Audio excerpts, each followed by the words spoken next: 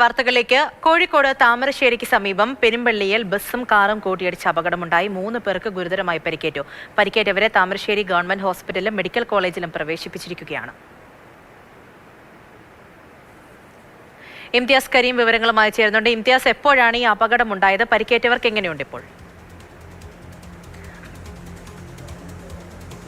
പൂജ, ഇന്ന് രാവിലെ 11 മണിയോട് കൂടിയാണ് കോഴിക്കോട് താമരശ്ശേരി പെരുമ്പള്ളിക്ക് സമീപം ഇങ്ങനെയൊരു അപകടമുണ്ടാവുന്നത്. കോഴിക്കോട് ഭാഗത്ത് നിന്ന് വയനാട്ടേക്ക് പോകുന്ന കാറും തമിഴ്നാട്ടിലെ ദേവാലയയിൽ നിന്ന് കോഴിക്കോട് ഭാഗത്തേക്ക് വരുന്ന ബസ്സും തമ്മിലാണ് കൂട്ടിയിടിച്ചത്.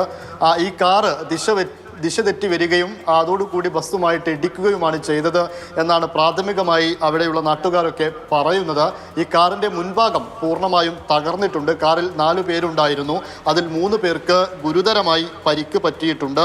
ഒന്ന് തിക്കോടി സ്വദേശിയായിട്ടുള്ള സുർജിത്ത്, മന്തക്കാവ് സ്വദേശി സുരേഷ് ബാബു, സത്യൻ എന്നിവർക്കാണ് ഗുരുതര പരിക്കേറ്റിട്ടുള്ളത്. ഇവരെ കോഴിക്കോട്ടെ മെഡിക്കൽ കോളേജ് ആശുപത്രിയിൽ പ്രവേശിപ്പിക്കുകയും ചെയ്തിട്ടുണ്ട്. കൂടെ ബംഗളൂരു സ്വദേശിനിയായിട്ടുള്ള പുഷ്പ റാണിയും ഉണ്ടായിരുന്നു. അവരെ താമരശ്ശേരിയിലെ താലൂക്ക് ആശുപത്രിയിലും പ്രവേശിപ്പിച്ചിട്ടുണ്ട്. അതിൻ്റെ CCTV ദൃശ്യവും ഇപ്പോൾ പുറത്തു വന്നിട്ടുണ്ട്. ഈ കാറ് നേരെ പോകുന്നിടയ്ക്ക് ദിശ തെറ്റുന്നു. ഈ ദിശ തെറ്റുന്ന സാഹചര്യത്തിലാണ് കോഴിക്കോട് ഭാഗത്തേക്ക് വരികയായിരുന്ന ബസ്സുമായിട്ട് ഇടിക്കുന്നത്. ബസ്സിന്റെ മുൻഭാഗം തകർന്നിട്ടുണ്ട്. കാറ് പൂർണ്ണമായും തകർന്ന അവസ്ഥയിൽ. 3 പേർക്കാണോ ഇംതിയാസ് പരിക്കേറ്റത്?